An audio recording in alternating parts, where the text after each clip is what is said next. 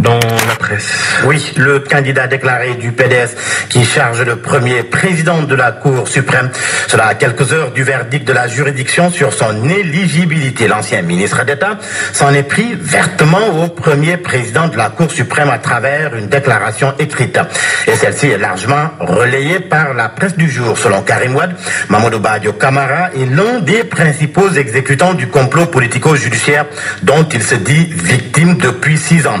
Et il porte une responsabilité personnelle directe et écrasante dans les violations de ces droits fondamentaux. Karim Wade ajoute que la complicité de Badio Camara et Macky est manifeste et la Cour suprême est devenue une annexe du palais présidentiel. Bref, le premier président de la Cour suprême en a pris pour son grade. Comme le souligne Vox Populi, qui fait aussi état d'une sortie au vitriol de Karim Wade contre le juge Badio Camara.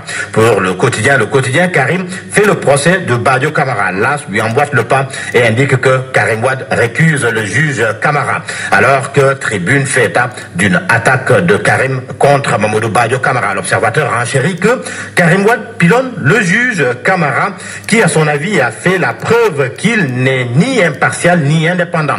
Ces propos de Karim Wade par la une du quotidien Les Échos qui, sous un autre registre, s'intéresse au père de Karim.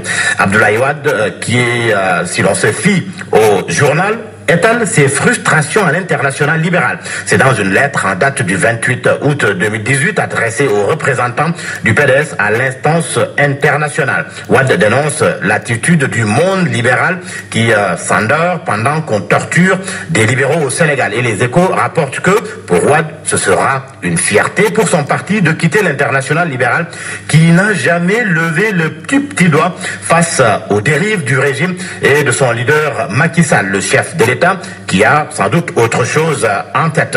Aujourd'hui, en tous les cas, à la visite il a la tête à la visite d'Angela Merkel au Sénégal. La chancelière allemande est attendue à Dakar cet après-midi. Une visite de 48 heures que le soleil assimile à un signal fort pour l'axe Dakar-Berlin. Et pour la circonstance, un cahier spécial sur la visite de Merkel à l'intérieur du journal. L'Observateur s'arrête sur cette visite de la chancelière allemande et fait savoir que Merkel sera à Dakar avec une flopée d'hommes d'affaires.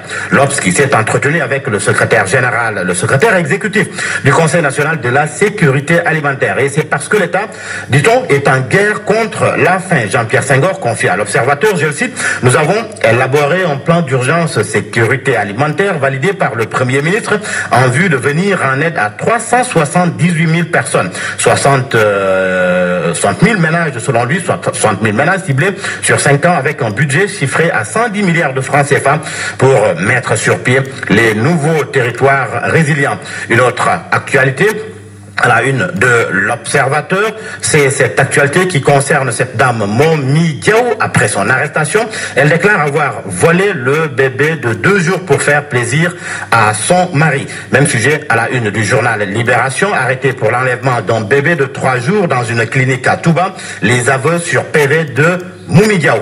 Elle révèle être passée à l'acte après avoir simulé une fausse grossesse parce que la AO de son époux se moquait d'elle, son mari, et qui n'y a vu que du feu préparer le baptême lors de la descente policière.